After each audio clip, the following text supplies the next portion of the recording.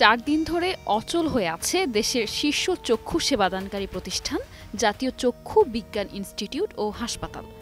চিকিৎসক, নার্স ও স্বাস্থ্যকর্মী শূন্য এ হাসপাতাল এখন যেন ভুতুড়ে ভবনে পরিণত হয়েছে। একদিকে পুলিশি পাহারা, অন্যদিকে নিস্তব্ধ পরিবেশ, সব মিলিয়ে রোগীদের চরম দুর্ভোগ। হাসপাতাল চত্বরে ঘুরে দেখা যায় প্রধান গেট তালাবদ্ধ, পাশে একটি গেটে গার্ড বসে থাকলেও কারো প্রবেশ নিষেধ।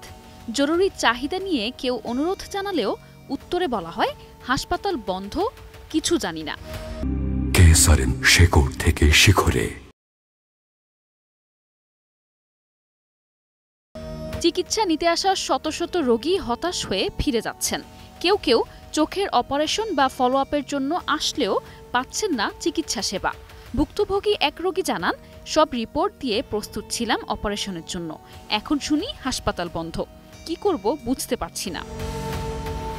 এই সংকটের পেছনে রয়েছে জুলাই আগস্টের আন্দোলনে আহতদের অসন্তোষ।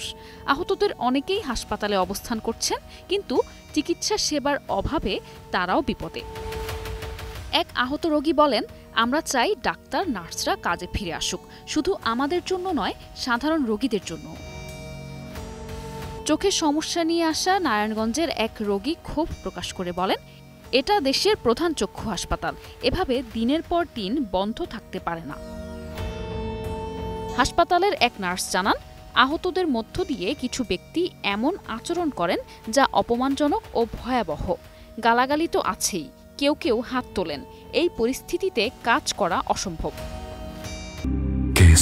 শেকড় থেকে শিখরে।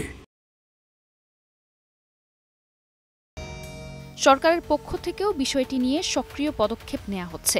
প্রধান উপদেষ্টার স্বাস্থ্য বিষয়ক বিশেষ সহকারী ডাক্তার সাইদুর রহমান জানান, আহতদের সঙ্গে আলোচনার জন্য প্রতিনিধি দল পাঠানো হয়েছে। নিরাপত্তার নিশ্চয়তা পেলে চিকিৎসকরা কাজে ফিরবেন। তবে এখনও পরিষ্কার নয় কবে নাগাদ এই সংকট কাটবে। চিকিৎসকদের নিরাপত্তা, আহতদের আচরণ এবং সরকারি সিদ্ধান্ত সব মিলিয়ে তৈরি হয়েছে জটিল এক পরিস্থিতি।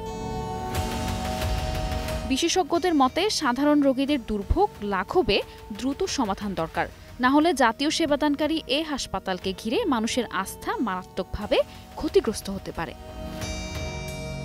News desk, 21 television.